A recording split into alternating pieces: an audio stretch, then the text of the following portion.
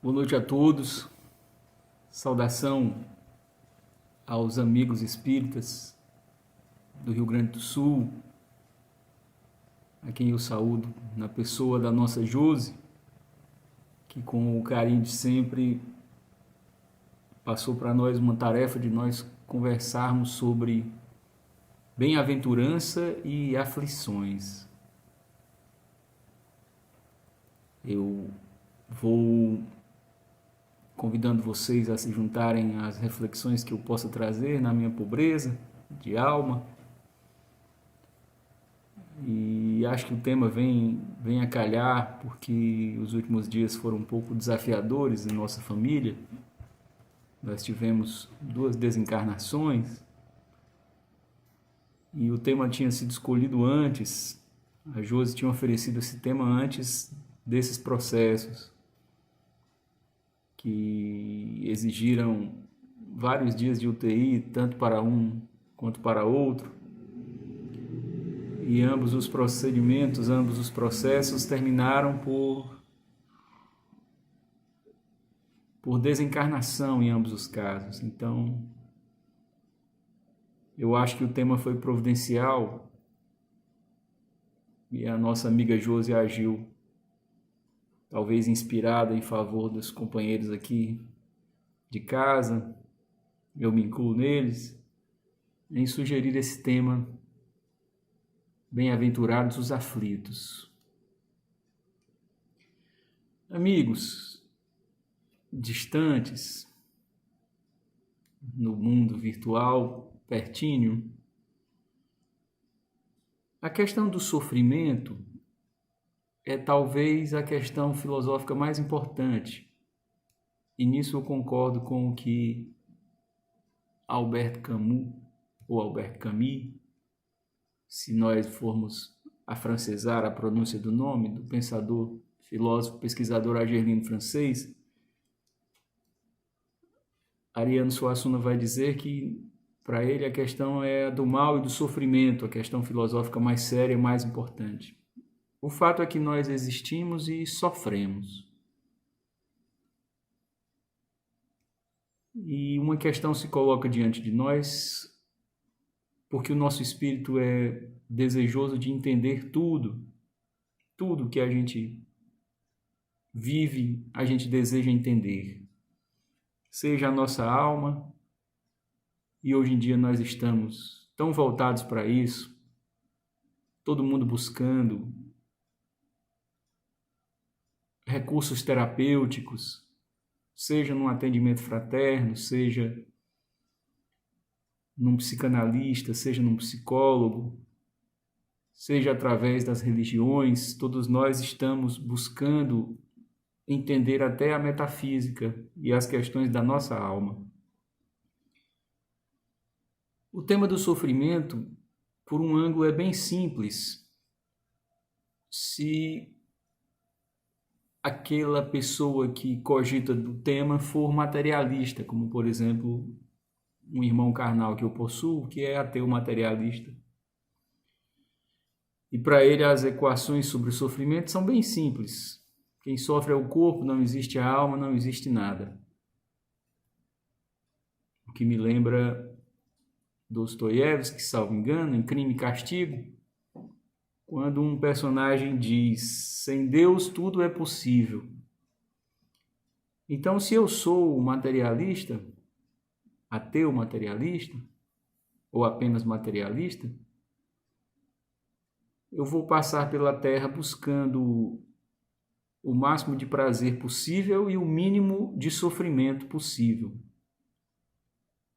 Todas as minhas preocupações, todas as minhas cogitações serão apenas no sentido de eu evitar o sofrimento, seja qual ele for, e passar pela vida da maneira mais agradável possível, já que não existe nada nem antes nem depois da vida. O que resta então é gozar as sensações, as experiências e as possibilidades da riqueza, da fortuna e do prazer. Para isso eu posso me limitar ou não nos meus apetites, posso ser ou não ético, posso fugir ou não de certas responsabilidades. É tudo muito mais simples se eu sou apenas ateu. Muito embora o ateísmo gere sofrimento, como Bezerra de Menezes bem disse, quando desafiado por um ateu, isso é um lance biográfico conhecido de sua vida, e ele repete, devolve o argumento ao companheiro ateu, dizendo: me mostre 10 pessoas a quem o ateísmo tenha livrado do desespero, que eu me converterei ao ateísmo. Isso é bem mostrado no filme que fala da vida dele, e provavelmente está também na obra de Luciano Klein Filho, Bezerra de Menezes, que acaba de ser lançada, com mais de 1000 páginas de uma pesquisa de vida inteira praticamente. Eu não li a obra ainda, mas já deixo a recomendação. Então, se eu sou ateu, é tudo muito simples. Eu não tenho que cogitar de nada, não há uma lógica na vida. As pessoas sofrem porque os fracos sofrem, e os poderosos vão passar pelo mundo gozando de tudo, de poder, de riqueza e dinheiro, sem que nenhuma responsabilidade caia sobre eles e sem que haja nenhum sentido maior na vida, a não ser existir com o corpo até que o corpo se acabe na morte. Mas se eu me detive ao longo da minha vida em questionar um pouco sobre se nós somos apenas um corpo material, se eu dediquei algumas semanas, ou alguns dias, ou alguns meses, ou alguns anos, como Kardec indicava, para refletir sobre o que eu sou afinal, se eu sou apenas esse corpo material, é possível que nas minhas pesquisas e nas minhas buscas eu tenha me deparado, seja com a religião e suas afirmações de natureza apenas filosóficas e teológicas, ou mais profundamente eu tenha tido a sorte, por assim dizer, de encontrar, por exemplo, o Espiritismo, ou ter descoberto, antes que Kardec organizasse o nome Espiritismo e organizasse a doutrina dos Espíritos nas suas 5 obras básicas, eu posso ter talvez ouvido falar do espiritualismo americano, das irmãs Fox, posso ter ouvido falar de Emmanuel Swedenborg, posso ter lido A República de Platão, posso ter lido O Banquete sobre Sócrates, posso ter ouvido falar das pesquisas dos Vedas, posso ter ouvido falar do druidismo, ou dos sacerdotes egípcios, ou do misticismo pouco conhecido nas origens do judaísmo. Eu posso ter ouvido falar dos trabalhos da médium russa Vera Krzyżanowski, ou eu posso ter ouvido falar de Madame Blavatsky, ou de Plotino, ou de Hermes Trismegisto, Giordano Bruno.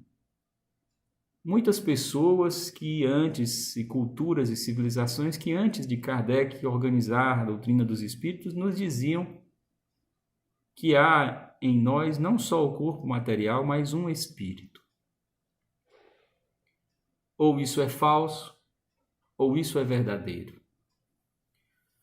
Nós em Espiritismo, humildemente dizemos, mas com sinceridade dizemos, que nós temos um espírito e que essa realidade já foi provada através da mediunidade, através de pesquisas de pessoas tão sérias, Leon Denis, Gabriel Delany, Charles Richer, Alexander Aksakov, ou Alexandre Aksakov,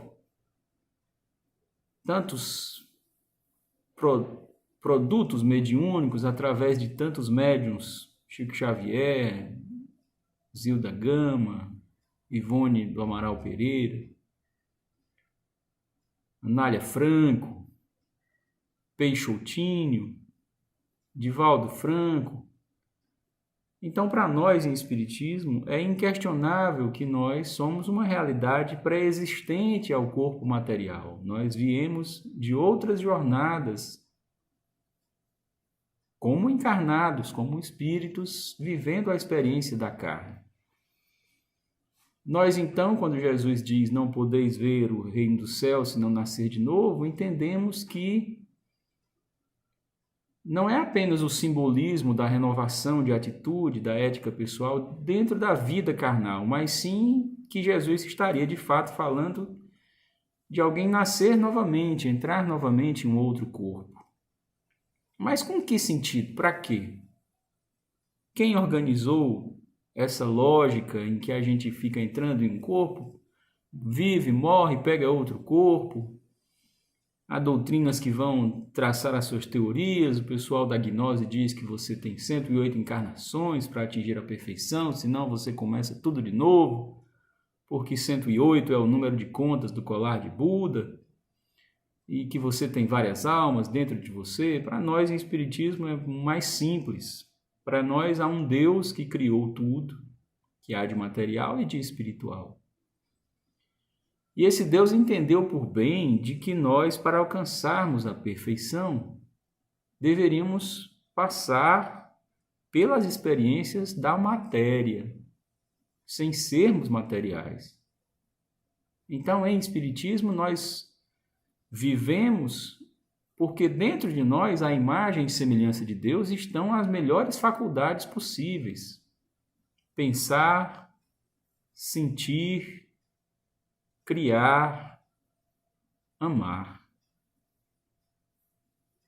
Então, nós, em Espiritismo, entendemos que Deus nos cria porque é bom, soberanamente bom, e quis repartir com a sua criação a alegria de existir e de também criar com Ele.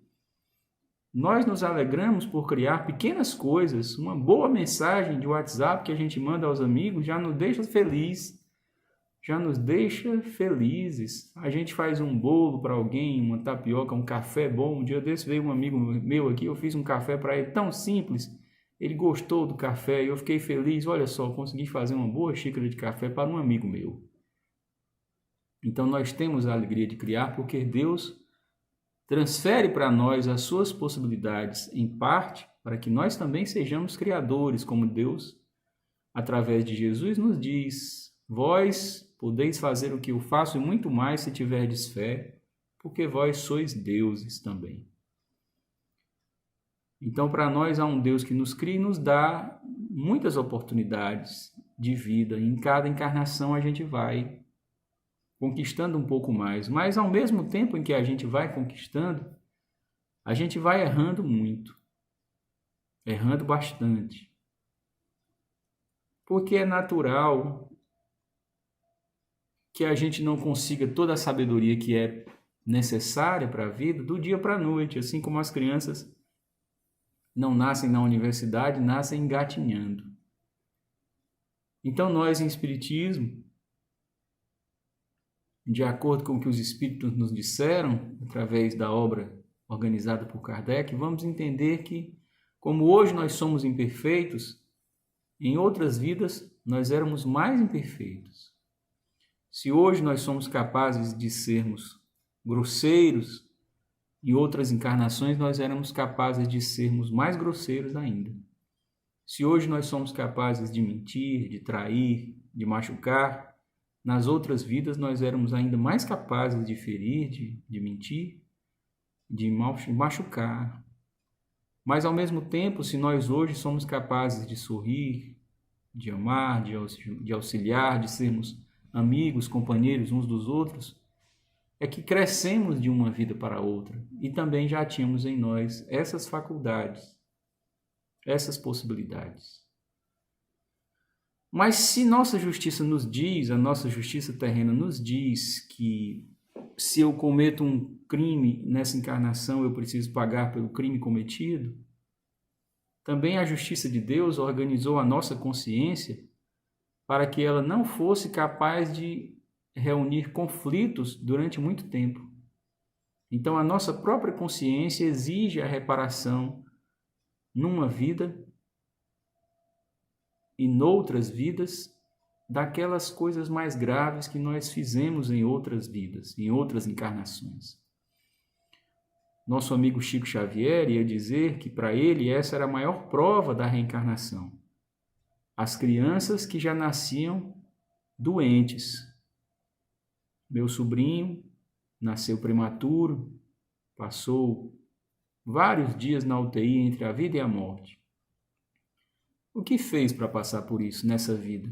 É uma criança adorável, super inteligente, educada, incapaz de bater num gatinho. Um coração ótimo. Por que passou por esse processo tão doloroso? É claro que a condição de vida, a simples condição de estar encarnado, já tem as suas aflições, porque o corpo é feito para se acabar. O corpo carnal é feito para morrer. E a condição de encarnado é uma condição precária. É feita para passar. Nós somos passageiros aqui, nenhum de nós é definitivo. Então, o simples fato de estarmos encarnados já traz uma cota de aflições. Mas não é dessas aflições que nós falamos quando pensamos na justiça divina, que, volto a dizer, organiza a nossa consciência para que a gente se harmonize, restabelecendo nos outros o mal que a gente possa ter causado em outras vidas, ou restabelecendo em nós mesmos o mal que nós causamos a nós mesmos em outras vidas. Se em uma outra vida eu me suicidei, o meu corpo atual, a minha vida atual, repercute as consequências do meu suicídio em outra encarnação.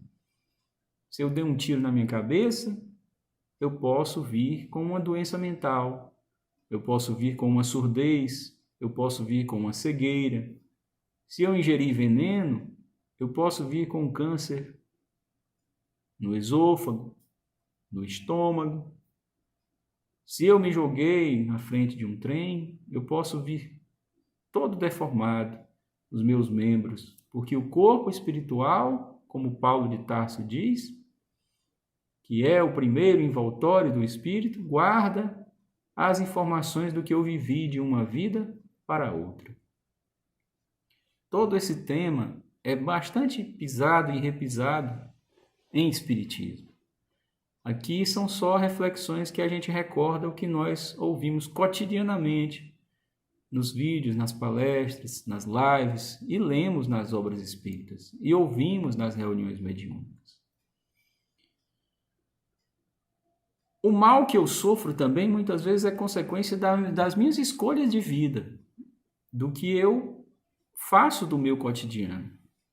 Se eu bebo, se eu fumo e desenvolvo um câncer de fígado, um câncer de pulmão, não necessariamente eu estou pagando por algo que eu fiz em outras encarnações. Eu estou fazendo comigo mesmo isso, nessa encarnação, por essa maneira de viver, por essa maneira de existir. Então, para resumir e passar a um caso da psicofonia de Francisco Cândido Xavier, a gente tem que recordar isso em espiritismo. As aflições fazem parte da justiça de Deus e da minha própria estrutura emocional e espiritual, que exige que a minha harmonia interior se restabeleça sempre, de uma vida para outra. Então eu vou me punindo, por assim dizer, e não Deus vai me punindo. E por que eu não lembro disso, Inácio, quando eu estou encarnado? Porque, gente, se até uma briga na hora do almoço fica conosco durante uma semana, um mês, um ano inteiro, e a gente gostaria de esquecer aquilo para viver mais em paz, imagine a carga de crimes ou de ações infelizes que nós trazemos de outras vidas. Se nós lembrássemos tudo isso, seria impossível viver em paz, deitar a cabeça no travesseiro e dormir. Seria impossível amar a esposa, o marido, ou os filhos, ou os pais que em outras encarnações nós ferimos ou que nos feriram muito. Por isso, em Espiritismo, os Espíritos nos ensinam que nós encarnamos e esquecemos o passado para que hoje sejamos mais livres, mais senhores do nosso presente e possamos viver em maior paz e maior harmonia. Nossa amiga Josi sabe que eu tento nunca passar dos 30 minutos e nós já vamos com 20 minutos. Perdoe-me por ter falado vagarosamente. Mas eu queria, nesses minutos finais, analisar uma psicofonia que veio por Francisco Cândido Xavier no ano de 1954. Comunica-se um espírito. A publicação está em Instruções Psicofônicas. Sei que a capa fica virada quando a gente mostra assim. No capítulo 10, que se chama Depoimento. Um espírito arrependido comunica-se por Chico Xavier e conta a seguinte história, que começa assim. Há precisamente 66 anos eram declarados livres todos os escravos no território brasileiro. E talvez comemorando o acontecimento, determinaram os instrutores desta casa que eu vos fale algo da minha história, de minha escura história, porquanto, em seus últimos lances, ela se encontra de certo modo associada à obra espiritual de vosso grupo. JP foi o meu nome em Vassouras, a fidalga cidade de Vassouras do Segundo Império. Resumirei meu caso tanto quanto possível, porque, como é fácil perceberdes, não passo ainda de pobre viajante da sombra, em árduo serviço na própria regeneração. Em março de 1888, fui convidado a participar de uma reunião na Câmara Vassourense, onde se cogitavam de medidas para a abolição dos escravos. Alguns conselheiros propuseram que os fazendeiros liberassem espontaneamente os seus cativos. Eu fui contra e liderei a votação no sentido contrário. Esse camarada, não vou ler a história toda, o capítulo é muito longo, mas ele vai dizer que depois descobriu que a iniciativa de libertar os escravos tinha partido de um dos escravos que ele tinha, que era um senhor que tinha um carinho imenso por ele, um escravo muito gentil, educado, prestativo. Quando ele soube que tinha sido esse escravo que tinha movimentado os fazendeiros da região para que libertassem seus cativos, ele castigou esse escravo duramente e amarrou ao tronco e determinou que o capataz o açoitasse até que o sangue escorresse largamente. E tamanha foi a tortura que o escravo morreu.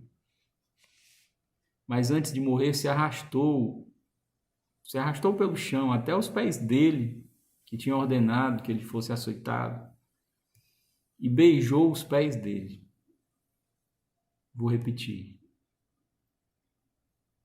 Ele mandou açoitar o escravo, e quando o escravo estava morrendo, arrastou-se até os pés dele e beijou os pés dele. Desde esse dia ele nunca mais teve sossego, nunca mais teve paz. O escravo morreu, mas aquilo ficou na consciência dele. Após a morte, já que todos nós vamos morrer, ele se encontra naturalmente nas regiões de sofrimento mais escuras que nós chamamos de umbral. Até que um belo dia ele é socorrido, adivinhe por quem? Pelo escravo que ele tinha mandado matar. E ele descobre por que o escravo tinha tanto carinho por ele. Aqui na outra encarnação, esse escravo era pai dele na outra vida. E como parte dos seus processos de reconquista da humildade e da harmonia, ele nasceu como escravo. E a providência fez com que ele fosse escravo na casa do antigo filho. E ele, perto do filho, mesmo na condição de escravo, do filho de outra vida, ele conseguia cuidar, dar conselhos, orientações, fazer orientações. E ele acaba determinando a morte do próprio pai. Eu recomendo que vocês procurem a obra Instruções Psicofônicas e vejam o capítulo 10, Depoimento. O escravo passou pelos seus sofrimentos, bendizendo as suas aflições, e quando desencarnou, estava perfeitamente em paz, redimido e pronto para viver a grande vida, a beleza da grande vida, que é a vida espiritual, na verdade. E o filho, que tinha sido senhor de terras, poderoso, que tinha mandado matar o escravo, desencarnou com a consciência ainda mais pesada do que já tinha de outra vida. Então, não é tanto a condição em que eu estou, mas a maneira como eu interpreto a condição em que eu estou. Não é tanto o tamanho do meu sofrimento, mas é a maneira como eu lido com o meu sofrimento. Há pessoas com muito conforto material, com muito dinheiro, com muita riqueza, absolutamente resignadas com a vida. E há pessoas em grande pobreza, sem muita cultura, vivendo cada dia com muita dificuldade, vendendo o almoço para comprar o jantar, que todo fim de tarde rezam um texto agradecendo a Deus pela vida, pela família e pelo pedacinho de pão seco, às vezes, com um café preto, que tiveram para comer. Então, Jesus, que foi mestre da simplicidade e podendo ser o rei do mundo, escolheu nascer como carpinteiro, nos fazia esse desafio e dizia: aprendei de mim, que sou manso e humilde. E assim como ele passou pela crucificação, pela traição dos amigos e por tantas aflições que a gente mal compreende, sempre bendizendo a vontade de um Deus que a gente não compreende direito, a gente também é desafiado em espiritismo e convidado pelos espíritos a, antes de maldizer os nossos sofrimentos, silenciar, fazer uma oração e agradecer a Deus por ter bem querido provar o seu servo, como dizem os Salmos e como diz a doutrina espírita, pelos espíritos. Então, sabendo que é bem simples aqui o que a gente tem a dizer, o que a gente tem a oferecer, eu vou me despedindo de vocês, até porque atinge-se aqui o limite do que o meu equipamento pode oferecer. Então, um abraço a cada um, que Jesus e os bons espíritos abençoem o movimento espírita do Rio Grande do Sul e a casa que vos reúne, a quem a gente manda um abraço aqui desde o calor de Fortaleza. Um beijo grande, muita paz, perdoem aí a pequenez desse espírito aqui, se não pôde fazer mais por esse tema. Um abraço a vocês todos.